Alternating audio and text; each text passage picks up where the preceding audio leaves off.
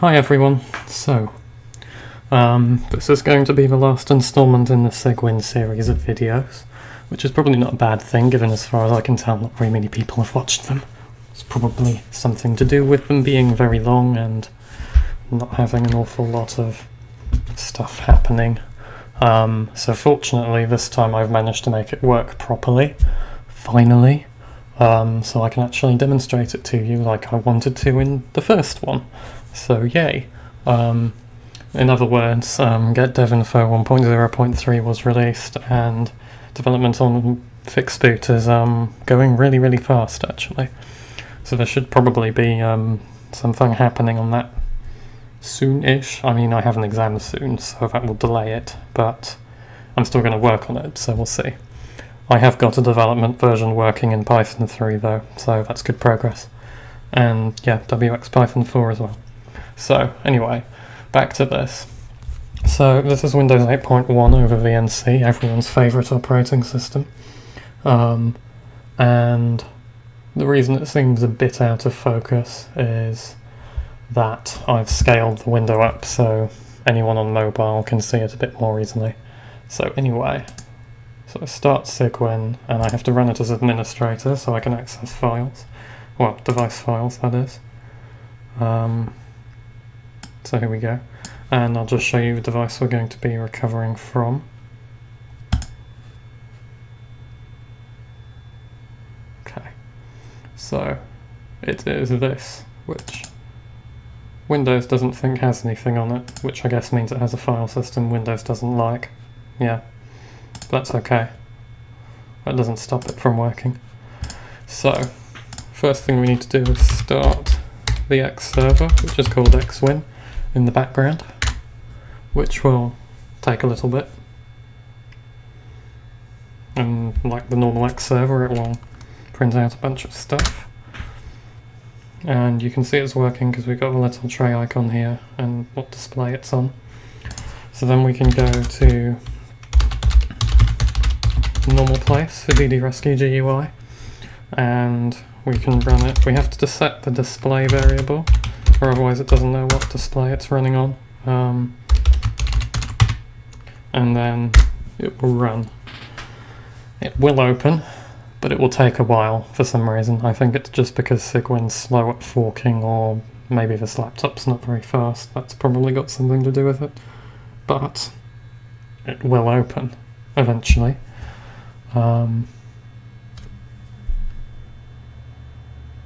Just have to wait a minute, but it will open. I just did it now.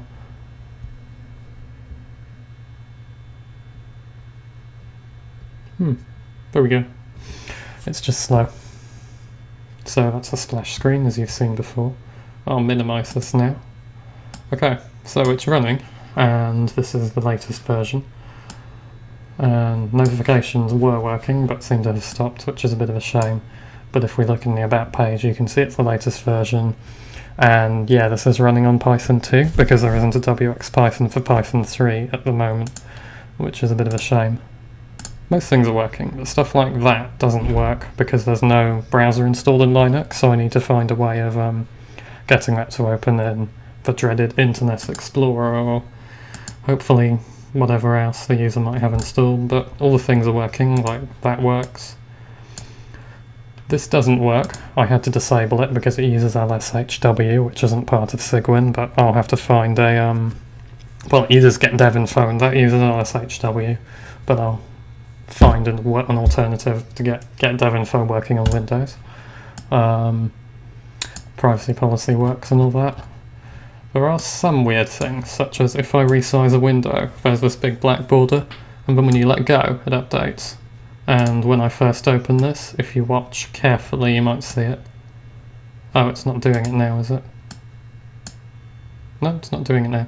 Okay, well it looks unthemed for a second. But the integration is actually really good, because you have the app icon in the corner, and in the Windows taskbar and everything, which is pretty good, because I haven't had to mess with that or anything. Oops. Yeah, that won't open either, because it's still trying to use a Linux web browser.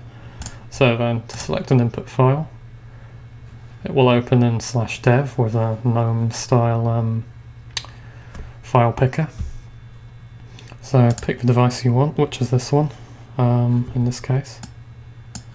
Doesn't quite fit on the screen, does it? No. There we go. These are Linux style file name, well, device names, but hopefully I'll manage to make it translate them into Windows device names. So you can have like C or D colon in here or something, because Windows folk will be more used to that. So we're not going to use a map file, because this isn't a real recovery, and I'll just stick it here, and I'll just call it test. So then we can go into the settings, and this will all work as usual.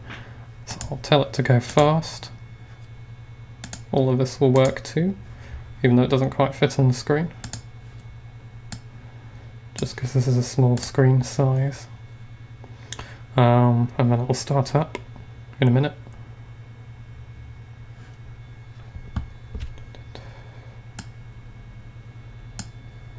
There we go. Yeah, I've noticed in Cygwin sometimes it has this lag where, yeah, so you see now time elapsed has stopped counting. But I think that's more about how busy the CPU is on the laptop. But it seems when I move the window it updates. Yeah, when you move the window it updates.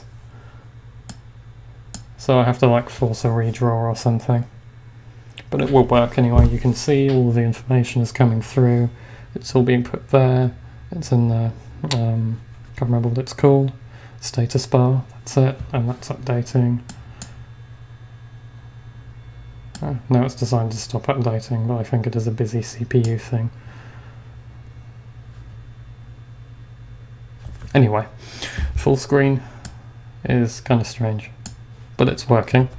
So what I will do is I'm going to pause this for a minute and get to the end, unless it's... Here we go. No? Okay, it's just busy. So I'll pause this recording until we get to the end, and then I'll keep talking about how great it is. Well, not really, but you know, I want to release for Windows, so it'll be good. Okay, so here we are. It reached the end. Unfortunately it didn't respond until then, so there's a bug I need to fix, but this is just like a super early preview version anyway, so it's okay. And mounting won't work because it doesn't work the same way in Cygwin as it does in Linux, but that can be fixed too. Or I can just say, you know, you need a tool for Windows to mount, or I think on newer versions of Windows you don't even need one. I think it can do it itself, like macOS. And then we can quit. And it's all fine. So, it's a shame it did that thing again. Oh yeah, this is a thing, when you open menus it does this. I need to look up what this means. But I don't think it's super important. At least it doesn't break the menus or anything, so it's fine. As far as I'm concerned, I'll just have to have a look. But yeah, so it all works, more or less. And yeah, it's good. And yeah, this means I will be releasing a version of DDRescue-GUI for Windows eventually. But of course I have WXFixBoot 3 to get out first. But then I will be doing this, because if I can bring DDRescue and the GUI for it to more users, then that's surely a good thing. But it will just need a bit of extra work. Get dev info will be the first thing on that front, to support Cygwin though. And hopefully by the time I get round to it there will be WX-Python 4 support, and we can use that in Cygwin as well, which might fix some of these issues, or it might not, I don't know. But it will be good to see. So yeah, I will have more things out soon. I'll just have a quick look at what they are.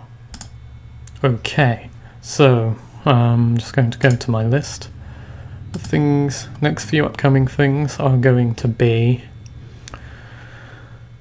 So there'll probably be some Windows Subsystem for Linux stuff, which sort of follows on from this, but I might have at least one video as a break, because much Cygwin stuff so far.